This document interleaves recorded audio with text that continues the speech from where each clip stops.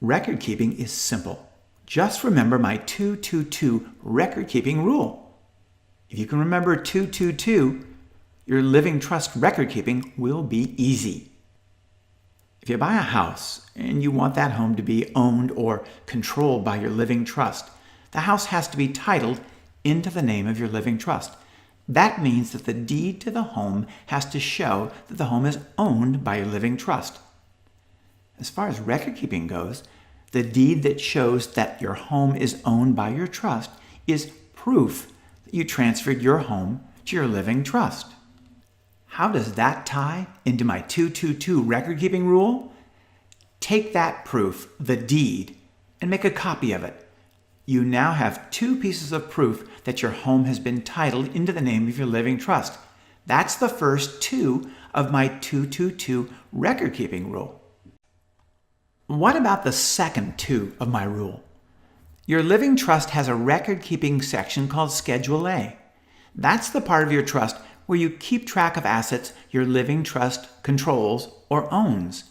You were given 2 sets of estate planning documents, the original set and a copy set. Since the original set and the copy set each have a Schedule A that goes with the trust, that's the second 2 of my 2-2-2 record keeping rule.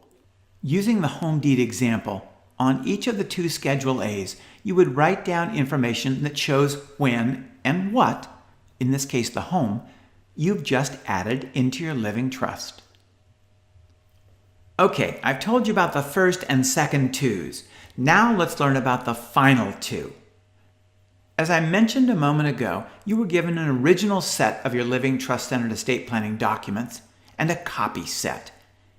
Each set has a Schedule A with it. You've written down the fact that your trust controls your home on both Schedule A's. But what about those home deed copies? Remember those 2 pieces of proof I spoke about at first?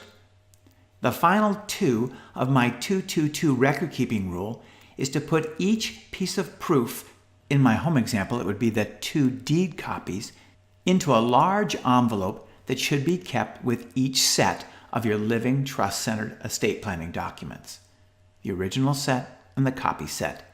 Now you know my 2-2-2 record keeping rule. 2 pieces of proof for every asset your trust owns or controls, 2 Schedule A's that show trust ownership of each asset, and finally 2 envelopes to hold the pieces of proof that prove your trust owns or controls a particular asset. That's it. You've got it. That's my 2-2-2 record keeping rule.